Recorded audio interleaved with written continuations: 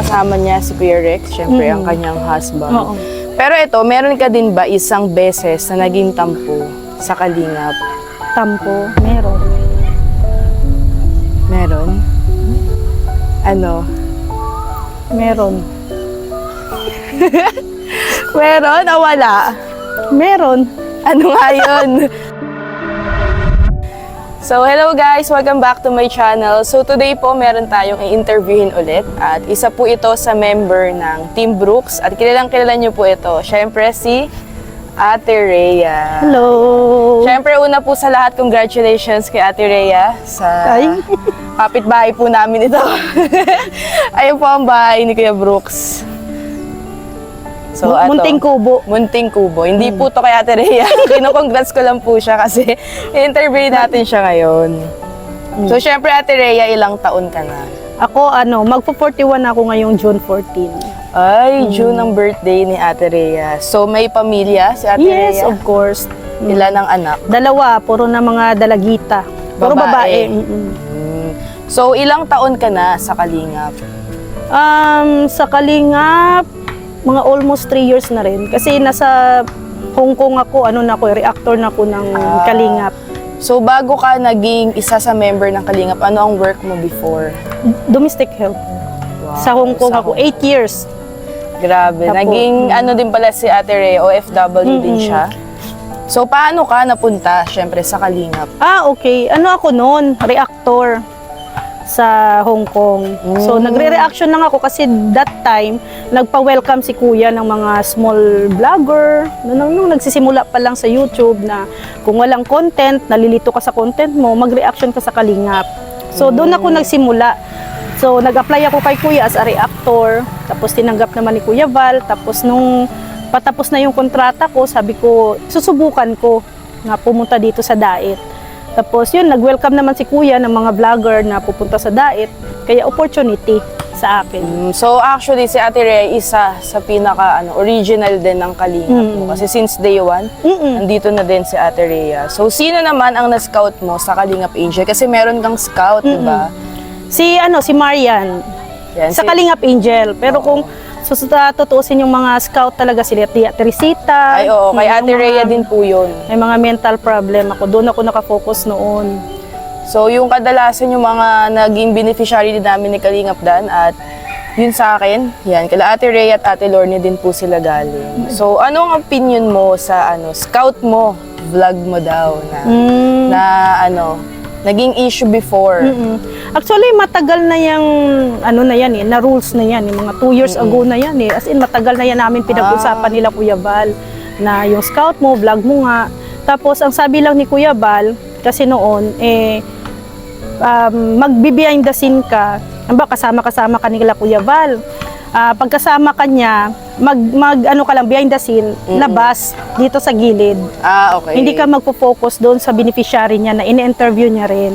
So, bilang mga kasama na dati ni Kuya Val sa mga scouting, sa mga vlog, doon kami sa labas, nag-iikot-ikot kami, mga kapitbahay, kinakausap namin, tungkol sa beneficiary, ano ang background, minsan, natutulungan din yung mga kamag-anak, mga kapitbahay, kasi nga, yun ang sabi ni Kuya.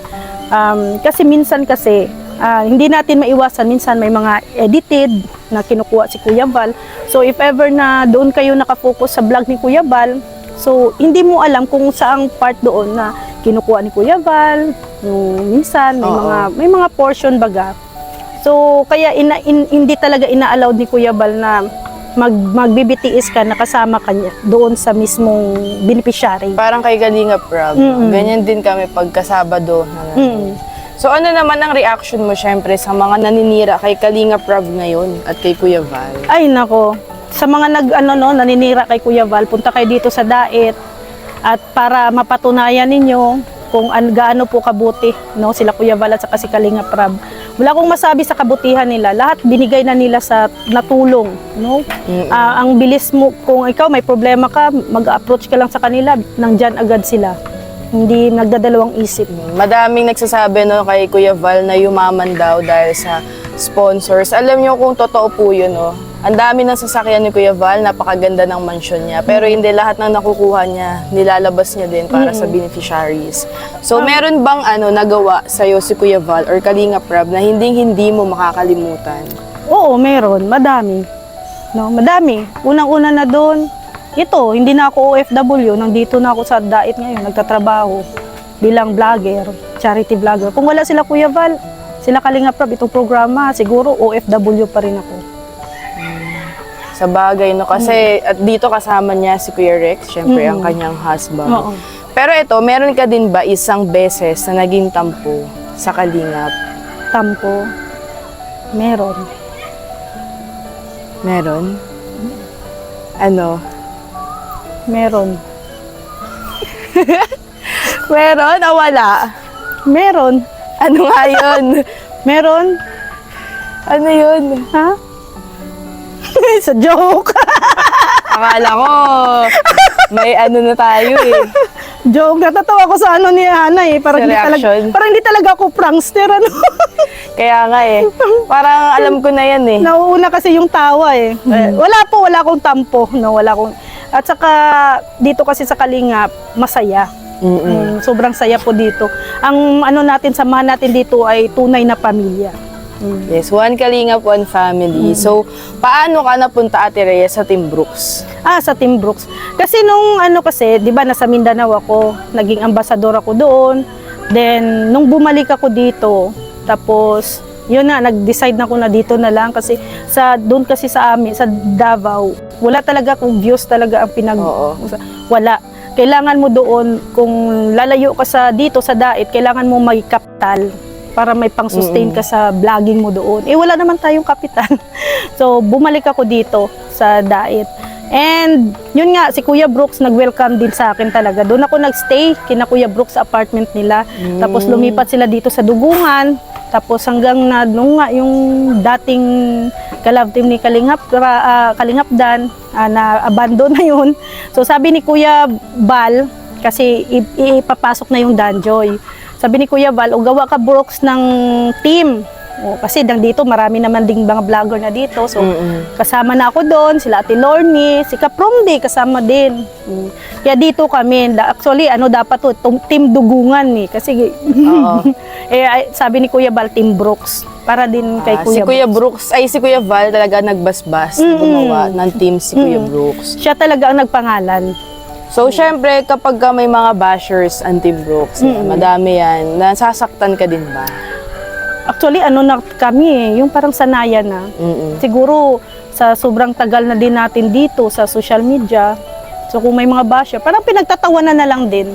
Kaya sabi ko nga kanina sa kanila, si Kuya Brooks nagla-live yan, kunyari high blood, pero pagka off-cam, tawa tayo ng tawa Kaya lahat kung totoo. ano ang pang-asar na gagawin natin sa kanila. So, eto, ilang taon kayo, ilan kayo originally sa Team Brooks? Sa Team Brooks, may siyam yata kami. Siyam. And ngayon? Ngayon, Ilan siyempre, na lang? nadagdag na kayo. Nasa 12 na tayo ngayon. Wow, grabe ang Team Brooks. Lumalago po ang Team Brooks. So, masaya ka ba daw talaga sa Team Brooks or no choice ka lang talaga? Hindi, sobrang saya. Masaya tayo sa Team Brooks. Kasi Team Brooks ay part of Kalingap. Yes. So, ano ang ugali ni Kuya Brooks ang nagustuhan niyo at until now, nasa Team Brooks pa din kayo? Ay, grabe. Si Kuya Brooks, mapa-welcome yan eh. Welcome ka, welcome. Walang masamang tinapay kay Kuya Brooks. Lahat, wini-welcome niya talaga. Hindi ka maiilang. Parang mo talaga na pati pagkain, magbibigay ka ng pera sa kanya. Minsan hindi niya tatanggapin kasi okay lang, kaya niya. Magsasabi naman yan eh, pag wala talaga siyang pera, yun, magko-contribute. Pero pag may pera yan si Kuya Brooks, naku po, no? Parang gusto niya lang doon ka na lang magstay, doon. Si Kuya Brooks, ganyan lang siya, no? Akala mo pagka nagsasalita sa kanyang live, matalim ang kanyang bibig. Pero deep inside, kahit grabe pa yung ugali nung kaaway niya or grabe yung ginawa sa kanya, basta kausapin lang siya ulit, nabubura sa kanya. Oo, ang bilis na makalimot. Napaka soft-hearted ni Kuya Brooks. So eto Ate Rhea, bakit Danjoy ang napili mo sa isa sa pinaka-suportahan na love team ng Kalingap? Actually, hindi naman lingid talaga sa kaalaman ng iba na syempre sinuportahan din natin yung Rochelle. Oo. Si Ruel at saka si Rachel kasi unang-una si Ruel matubang. Suportado tayo doon. Then nagsumunod yung Dandit kasi nga syempre si Dan, Oo. no? At syempre na-abolish na yon, nawala na. Do dito tayo sa Danjoy kasi nandyan si Dan. So, ang sinusuportahan po ng Team Brooks ay pamilya po ng matubang. Siyempre, unahin lagi ang pamilya bago ang iba. Yes. Ganun lang po yun kadali. Siyempre, kami din bilang part of Kalingap, part of Team Brooks, siyempre, supportado tayo doon sa, siyempre, si Kalingap Dan, anak ni Kuya Brooks. Tama. Tsaka explain lang natin sa kanila, Ate Rhea, no? Kasi siyempre yung ibang team, gaya ng Jomcar, EDSI, may sarili din po silang Community group, ganyan, na supporters, solid supporters talaga. So, syempre, hindi po kami masyado nagpo-promote sa kanila sa mga nagtataka bakit Danjoy lang daw ng Danjoy.